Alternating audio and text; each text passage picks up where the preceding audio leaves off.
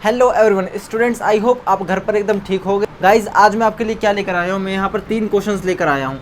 ये 3 क्वेश्चन देखिए हैं तो सिर्फ 3 क्वेश्चन, लेकिन देखिए मैं जब एक क्वेश्चन आपको कराऊंगा तो आपको ये फील होगा कि हमने बहुत सारी चीज़ें सीख ली हैं। तो हम इसी तरह से चीज़ों को सीखते चलेंगे, हम क्वेश्चंस की हेल्प से थियोरी करने की कोशिश करेंगे। चलिए गाइज अब बिना टाइम वेस्ट करें हम यहाँ पर इसको स्टार्ट कर लेते हैं। देखिए सबसे पहला क्वेश्चन, तो सबसे पहले जो क्वेश्चन है वो क्या कहता है, the term single cell protein was coined by, single cell यानी कि SCP, ठीक है, SCP सिंगल सेल प्रोटीन। आपको इसका आंसर पता होना चाहिए। यहाँ पर देखिए 4 ऑप्शन दिए हुए हैं, Ian Wilmut, Louis Pasteur, Gregor Mendel, Carroll L Wilson, ठीक है, 4 ऑप्शन यहाँ पर दिए हुए हैं। अगर हम इन ऑप्शंस को देखें तो यहाँ पर देखिए इस ऑप्शन को आप डायरेक्ट आउट कर सकते हैं, ग्रेजर मेंडल को। ये तो आपको पता है कि ग्रेजर मेंडल क्या है, फादर ऑफ जेनेटिक्स हैं और इनका सिंगल सेल प्रोटीन से कुछ लेना देना नहीं था, तो इसको तो आप डायरेक्ट कट कर सकते हो। लेकिन बाकी बचे ये 3, इनमें कन्फ्यूज़न है, इनके बारे में नहीं पता। इनके बारे में देखिए एक लुइस पैस्चर भी है, इन्होंने पैस्चराइजेशन टर्म भी दी थी। कौन सी टर्म? पैस्चराइजेशन। फर्मेंटेशन भी इन्होंने ही करवाया था, मतलब फर्मेंटेशन जो डिस्कवरी थी फर्मेंटेशन करवाने का, एक तरीके से जो फर्मेंटेशन का प्रचलन हुआ था वो किन की वजह से हुआ था? लुइस पैस्चर की वजह से। ये बात भी आपको पता होनी चाहिए।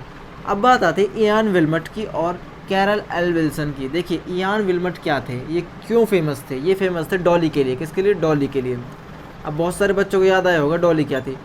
डॉली वास्तव में एक भेड़ थी और उसको किस तरह से प्राप्त किया गया था? उसको सोमैटिक सेल से प्राप्त किया गया था, ठीक है। सोमैटिक सेल, सोमैटिक सेल्स कौन से होते हैं? जिनके अंदर 2n नंबर ऑफ क्रोमोसोम होते हैं, यानी कि कंप्लीट सेट ऑफ क्रोमोसोम जिस सेल के अंदर प्रेजेंट होता है। मदर फादर दोनों के क्रोमोसोम का कॉम्बिनेशन जब एक सेल के अंदर प्रेजेंट होता है उसको सोमैटिक सेल बोलते हैं। तो सोमैटिक सेल से किसका क्लोन बनाया गया था? एक शीप का क्लोन बनाया गया था जिसका नाम था डॉली, और ये काम इयान विल्मट ने किया था। कब? 1996 में, ठीक है। तो इयान विल्मट तो फेमस है किसके लिए? डॉली शीप की क्लोन बनाने के लिए, ठीक है। क्लोन बनाया था इन्होंने और उस क्लोन का नाम क्या था? डॉली, ठीक है। ये चीज़ आपको नहीं पता चली होगी, एक नया आपको कुछ पता चला हो गया। उसके बाद जो यहाँ पर ऑप्शन डी है कैरल एल विल्सन, वास्तव में इन्होंने जो ये टर्म है, कौन सी term? Single cell protein term कब दी थी? 1966 में। 1966 में, बहुत इंपॉर्टेंट है, ईयर याद कर लेना इसका, बहुत इंपॉर्टेंट है। आई थिंक आपको कुछ नया समझ आया होगा। उसके बाद हम इसी तरह नेक्स्ट क्वेश्चन की तरफ बढ़ते हैं। Succession of plant in wet areas is called. Plants का गीले स्थानों में, गीले यानी वेट एरियाज में सक्सेशन होना क्या कहलाता है? देखिए सक्सेशन क्या होता है ये बात आपको पता होनी चाहिए। सक्सेशन कुछ नहीं होता, ये सिंपल है। किसी भी एरिया में वहाँ की स्पीसीज़ का कंपोजिशन, उस स्पीसीज़ के स्ट्रक्चर का कंपोजिशन और उस एरिया का आर्किटेक्चर, यानी कि वहाँ पर जितना भी वेजिटेशन है, उन सब के अंदर क्या आता है? टाइम के साथ चेंज आता है, उसको सक्सेशन बोल देते हैं, ठीक है। सक्सेशन बोल देते हैं। सक्सेशन टाइम के साथ चलने वाली प्रोसेस है। तो आप यहाँ पर ऑप्शन देखेंगे, यहाँ पर एक वर्ड आ रहा है हाइड्रैक सक्सेशन, ठीक है, जीरैक सक्सेशन, हाइड्रोपोनिक सक्सेशन और हाइड्रोफिलिक सक्सेशन। देखिए हाइड्रा ये वर्ड यूज़ होता है वाटर के लिए, ये बात आपको पता होगा। हाइड्रा वर्ड किस लिए यूज़ होता है? वाटर के लिए।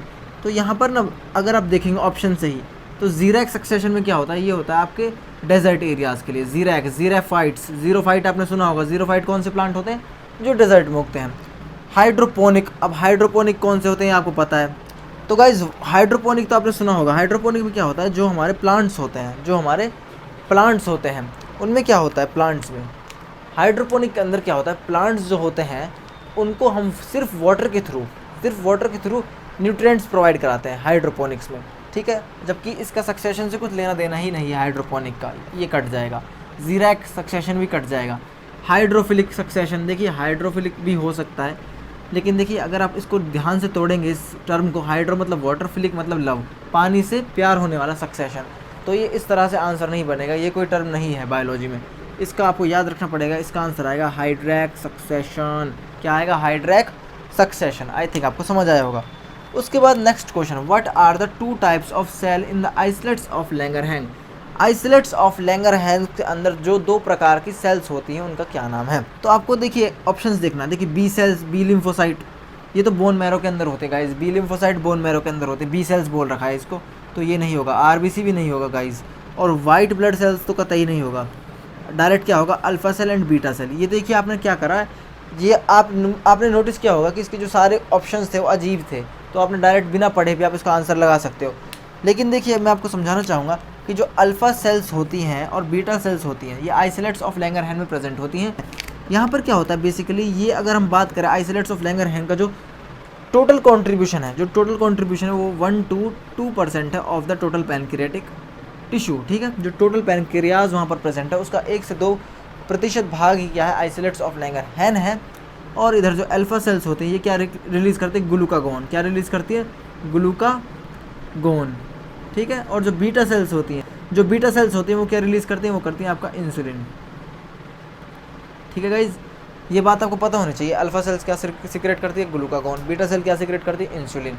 इंपॉर्टेंट है गाइज, समझ आना चाहिए, ऐसा नहीं सिर्फ हमने इसको आंसर लगा के छोड़ देना। नहीं, अल्फा सेल्स के बारे में पता होना चाहिए, बीटा सेल्स के बारे में पता होना चाहिए, आइसोलेट्स ऑफ लैंगरहैंस क्या होते हैं ये भी पता होना चाहिए, कितना कंट्रीब्यूशन होता है ये मैंने बता दिया, अल्फा सेल क्या सीक्रेट करता है ये बता दिया, बीटा सेल क्या सीक्रेट करता है ये भी बता दिया। आई थिंक गाइज आपको थोड़ा बहुत आइडिया लग गया होगा किस तरह से हमें क्वेश्चंस का अप्रोच करने वाले हैं। तो ये एक डेमो वीडियो था, इसमें सीधी मैंने बात बताई और सीधे क्वेश्चन सॉल्व कर दिए, और मैंने थोड़ा सा इनका डिटेल भी दे दिया कि किसने क्या काम करा, कौन कौन सा ऑप्शन क्या है, ठीक है। थोड़ा मैंने समझाने की कोशिश करी ऑप्शंस को ही, और आपने नोटिस किया होगा कि आपकी थोड़ी बहुत थियोरी भी इसमें कंप्लीट हो गई होगी। तो हम इसी तरीके से बहुत सारे क्वेश्चन सॉल्व करने वाले हैं। अगर आपको ये पढ़ाने का तरीका ठीक लगा तो आप ऐप पर अपना सब्सक्रिप्शन ले लें, वहाँ पर जल्दी से आ जाएँ क्योंकि टेस्ट में ज़्यादा दिन नहीं बचे हैं। तो चलिए गाइज, आई होप आपको ये सब समझ आया होगा। अपना ध्यान रखिएगा, घर पर रहिए, सैनिटाइजर और मास्क दोनों का प्रॉपर यूज़ करें। Take care, bye.